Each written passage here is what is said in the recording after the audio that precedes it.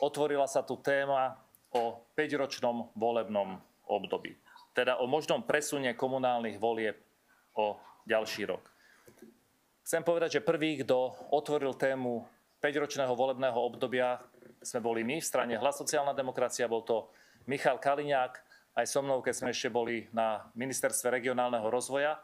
A túto tému sme otvorili preto, lebo táto požiadavka vznikla z terénu.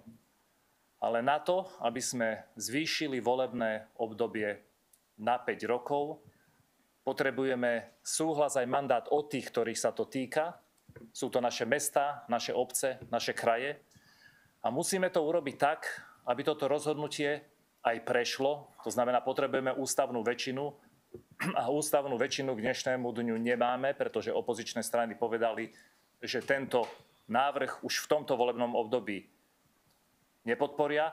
A musíme mať aj právnu istotu, že to, čo schválime, nebude napadnuté, pretože starostovia, primátori a župani dostali mandát podľa ústavy na 4 roky a ľudia ich volili na 4 roky.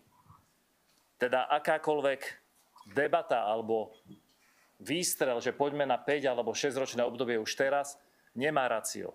Nie sú na to čísla, nie sú na to poslanci, nie je na to ani súhlas tých, ktorých sa to týka.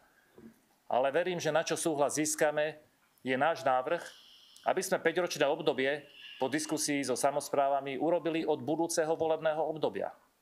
Pretože vtedy bude istota, že to urobíme správne, vtedy si viem predstaviť, že získame aj podporu z opozičných strán, pretože ústavný zákon potrebujeme.